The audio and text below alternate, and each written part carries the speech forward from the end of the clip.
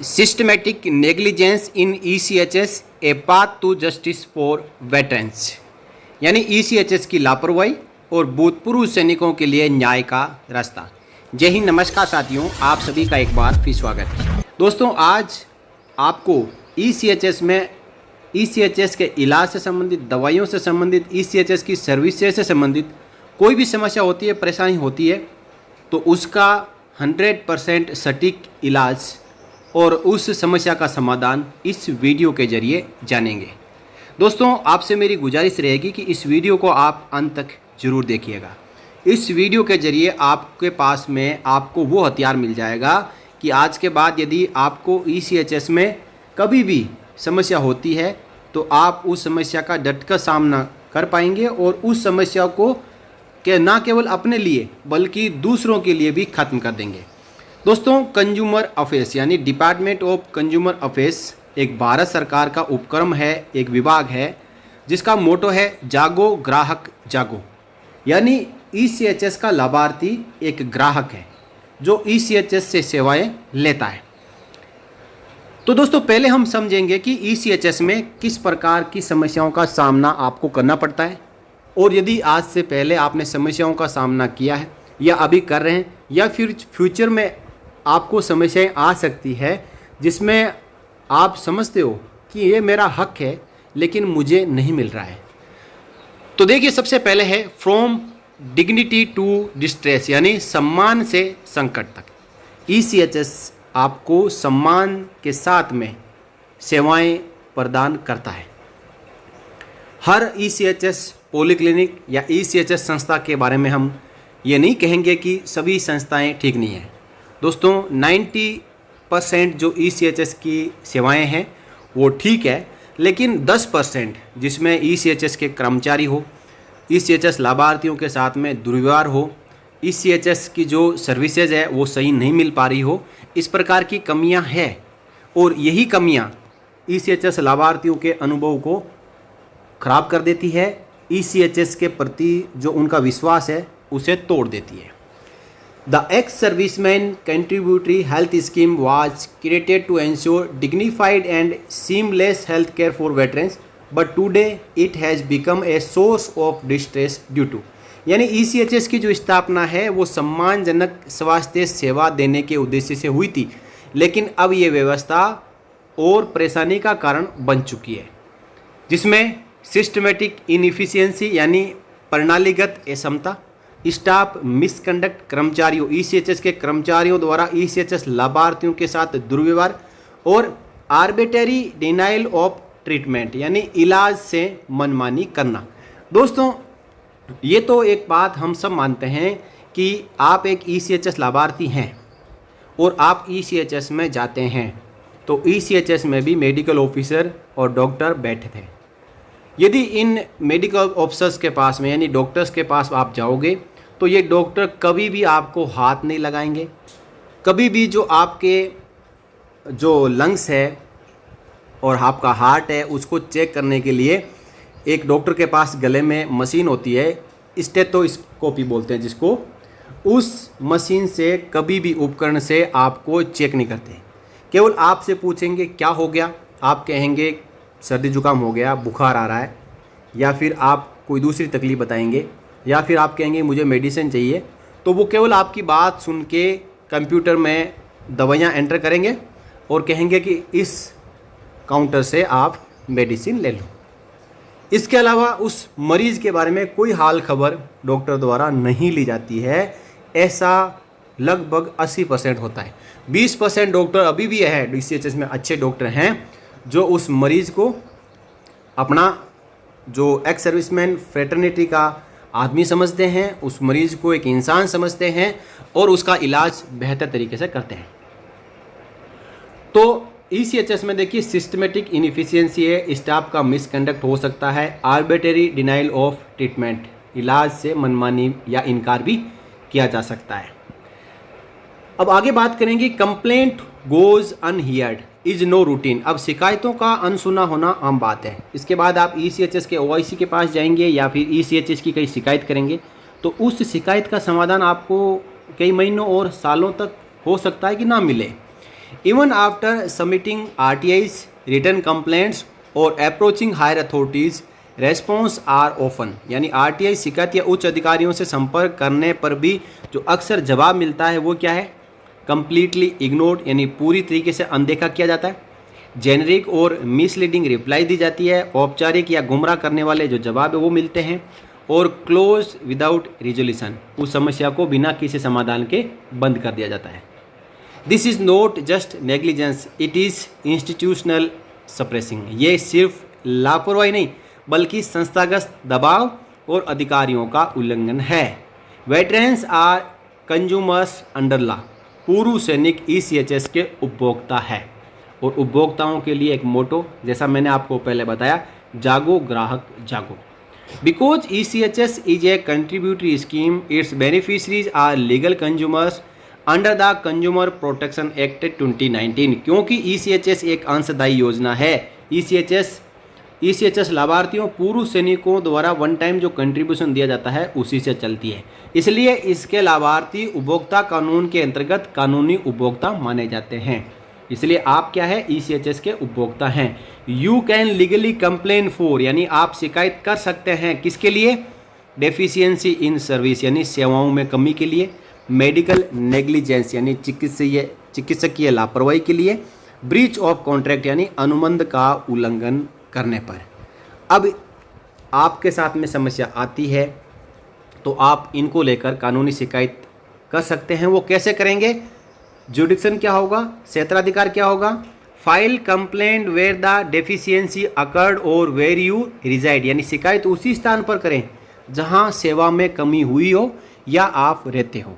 जिसमें आप district commission में अप टू 50 लाख तक की कोई शिकायत है, आपका कोई क्लेम रिम्बर्स नहीं हुआ है या फिर आप कोई दूसरी कंप्लेंट करने जा रहे हैं तो कर सकते हैं। राज्य कमीशन यानी स्टेट कमीशन के पास 50 लाख से लेकर 2 करोड़ तक की आप शिकायत डाल सकते हैं। और national commission, national consumer form है, उसमें आप 2 करोड़ से ऊपर का कोई केस है तो इसकी शिकायत कर सकते हैं। इसके लिए आपके पास में डॉक्यूमेंट क्या होने चाहिए, ECHS की कॉपी होनी चाहिए, लिखित शिकायत या RTI की जो पहले आपने शिकायत की है उसकी कॉपी होनी चाहिए, मेडिकल रिपोर्ट और पर्चियाँ होनी चाहिए, खर्च या नुकसान का प्रमाण होना चाहिए और अस्वीकृत रेफरल की कॉपी होनी चाहिए। अब जो सर्व लीगल नोटिस यानी ऑप्शनल बट रिकमेंडेड, कानूनी नोटिस भेजें, ये वैकल्पिक है लेकिन अनुशंसित है। यानी सबसे पहले आपको क्या करना है, एक कानूनी नोटिस भेजना है जहां आपको समस्या हुई है या जिससे आपको समस्या है, जिसके खिलाफ आप कंप्लेन करना चाहते हैं उनको। इसके बाद नोटिस किसको भेजना है, देखिए आप नोटिस भेज सकते हैं स्टेशन कमांडर ECHS, आपका जो ECHS पॉलीक्लिनिक किस रीजनल सेंटर के तहत पड़ता है वहाँ के स्टेशन कमांडर को, फिर डायरेक्टर रीजनल सेंटर ECHS को, फिर MD सेंट्रल ऑर्गेनाइजेशन ECHS को, इनको आप ये लीगल नोटिस भेज सकते हैं। और इस लीगल नोटिस का आपको इंतज़ार करना है 15 से 30 दिन। यदि कोई रिप्लाई नहीं मिलती है तो उसके बाद आप शिकायत दर्ज कर सकते हैं। अब शिकायत का जो दर्ज करने का फॉर्मेट क्या रहेगा, उसमें क्या क्या शामिल करना है। सबसे पहले जो पार्टी यानी जिससे आपको समस्या हुई है, जहां आपको सर्विस सही नहीं मिली है, तो उन पार्टीज़ का उसमें डिटेल डालना है। फिर घटनाओं को क्रमवार लिखना है कि आपको कौन सी समस्या हुई और कब से शुरू हुई और किस प्रकार आपने समस्या के निवारण के लिए अप्रोच किया लेकिन आपकी समस्या का समाधान नहीं हुआ है। अब देखिए, सेवाओं में कमी की धारा 26 का उल्लंघन है। ये धारा लगती है कि कोई भी संस्था होती है जो उसकी सर्विसेज होती है, वो सर्विसेज वो बेहतर तरीके से प्रोवाइड नहीं करती है, तो कंज्यूमर फॉर्म की धारा है 26। आपको लिखना है कि कंज्यूमर प्रोटेक्शन एक्ट की जो धारा 26 है उसका उल्लंघन किया है। फिर आपको मुआवजे और राहत की मांग, आपको क्या कंपेंसेशन चाहिए और क्या रिलीफ चाहिए, वो आपने उस प्रार्थना पत्र में लिखना है। इसके बाद अब शिकायत आपको दर्ज कैसे करनी है, सबसे पहले आप ऑनलाइन https ejagrati.gov.in इस वेबसाइट को ओपन करना है। फिर आप ऑफलाइन भी कर सकते हो, स्थानीय उपभोक्ता आयोग में जिला स्तर भी होता है, राज्य स्तर भी होता है और नेशनल स्तर पर भी ये उपभोक्ता आयोग होता है। अब इसके लिए आपकी फ़ीस लगेगी 5 लाख तक के लिए केवल 500 रुपये। यदि 5 लाख तक का कोई क्लेम में पास नहीं हो पा रहा है या 5 लाख तक की आप कोई कंपेंसेशन की मांग कर रहे हो वो नहीं मिल पा रहा है तो आपको 500 रुपये फ़ीस देनी है। अब जो पॉसिबल रिलीफ है, आप क्या मांग कर सकते हैं? चिकित्सा व्यय की प्रतिपूर्ति, यानी जो मेडिकल एक्सपेंसेस हुए उसके रिइंबर्समेंट के लिए, आपका हरेसमेंट हुआ है तो उसके कंपेंसेशन के लिए, इमीडिएट ट्रीटमेंट और रेफरल ऑर्डर्स यानी तत्काल रेफरल और उपचार आदेश के लिए, और legal cost and punitive damages, court का जो खर्चा है और दंडात्मक हर्जाना है, इनकी आप अपनी शिकायत में मांग रख सकते हैं।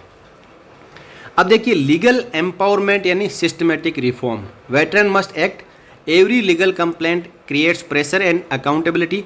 साइलेंस रखोगे तो इनजस्टिस मिलेगा और एक्शन करोगे तो बदलाव होगा। भूतपूर्व सैनिकों को अपने अधिकारों के लिए आवाज़ उठानी चाहिए। हर शिकायत व्यवस्था सुधार की ओर एक कदम है। चुप्पी अन्याय को बढ़ावा देती है और कार्रवाई ही समाधान लाती है। तो इसके लिए आपको शिकायत कैसे करनी है, तो ये आप हिंदी में एक वीडियो है, ट्यूटोरियल है, कंज्यूमर कोर्ट में शिकायत कैसे करें, इसको आप यूट्यूब में देख सकते हैं।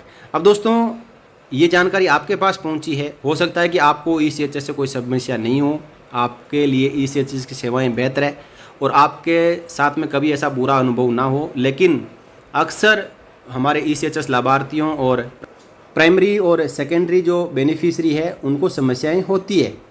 ECHS में जाते हैं, वहाँ पे समय से पहले OPD बंद कर दी जाती है और इमरजेंसी के दौरान वहाँ पे आपको अटेंड करने वाला कोई मिलता नहीं है। तीसरा, ECHS में मेडिसिन लेने जाते हैं, मेडिसिन मिलती नहीं है। ECHS में एक्सरे मशीन या जो लैब रिपोर्ट्स, लैब है, ब्लड टेस्ट, यूरिन टेस्ट, ये सुविधाएं होनी चाहिए लेकिन वहाँ है नहीं। साथ ही साथ डॉक्टर आपके साथ सही व्यवहार नहीं कर रहा हो, कंज्यूमर के साथ में जो वहाँ के स्टाफ है ECHS के, वो सही व्यवहार ना कर रहे हो। ECHS में आप कोई सुविधा बढ़ाने के लिए मांग कर रहे हो लेकिन सुविधाएं नहीं बढ़ रही है। इस प्रकार की जो तमाम शिकायतें हैं वो आप कर सकते हैं। इससे पहले आपको वहाँ ECHS के OIC रीजनल सेंटर को लिखना होगा, उनके जवाब का इंतज़ार करना होगा। जवाब नहीं मिलता है तभी आप एज ए उपभोक्ता कंज्यूमर कोर्ट में जा सकते हैं। दोस्तों, ये जानकारी को आप ज़्यादा से ज़्यादा फैलाएं, ये आपका अधिकार है। जानकारी को आगे फैलाएं और अन्य भूतपूर्व सैनिकों को भी सशक्त करें। तो देखिए दोस्तों, जागो ग्राहक जागो, नेशनल कंज्यूमर हेल्पलाइन नंबर है 1915। यूज 1915 और old NCH number 14404 to register your grievance. आप ऑनलाइन भी कॉल के जरिए भी रजिस्ट्रेशन कर सकते हैं अपनी शिकायत का, आप वेबसाइट के जरिए कर सकते हैं, या फिर आप फिजिकली डिस्ट्रिक्ट कंज्यूमर कोर्ट में जाके वहाँ पे भी आप शिकायत कर सकते हैं। शिकायत करने के अनेकों तरीके हैं, जिस तरीके से आप चाहें तो शिकायत कर सकते हैं। यहाँ पे आपकी बात सुनी जाएगी। आप ECHS को लिखते हो, रीजनल सेंटर को लिखते हो, MD ECHS को लिखते हो। यदि आपकी बात वहाँ पे नहीं सुनी जाती है तभी आप कंज्यूमर कोर्ट जाएं। दोस्तों, इस वीडियो का मकसद कतई ये नहीं है कि आप ECHS के खिलाफ कंप्लेंट पे कंप्लेंट डालना शुरू कर दें। कंप्लेंट आप तभी डालें जब आप डिप्रीव हो चुके हैं, आपको लगता है कि मेरे को अब न्याय की उम्मीद नहीं है, ECHS की तरफ से कोई आपको जवाब नहीं मिल रहा है, आपको अटेंड नहीं किया जाता है, तभी आप कंज्यूमर कोर्ट का रुख करें। एक और तरीका है 88401915, ये व्हाट्सएप नंबर है। यदि आप किसी भी तरीके से आप शिकायत नहीं कर सकते तो आप अपनी शिकायत लिख के और 88401915 पर व्हाट्सएप कर दें। आपकी शिकायत को अटेंड किया जाएगा और आप जो भी मांग कर रहे हो, आपको जो भी निवारण चाहिए वो कंज्यूमर कोर्ट द्वारा दिया जाएगा। तो दोस्तों, कैसी लगी जानकारी आप कमेंट करके ज़रूर बताइएगा। इस वीडियो में इतना ही, फिर मिलेंगे अगले वीडियो में आपसे जुड़ी हुई किसी एक और जानकारी के साथ। तब तक देखते रहिए सैनिक समाचार भारत यूट्यूब चैनल। जय हिंद, जय भारत, वंदे मातरम।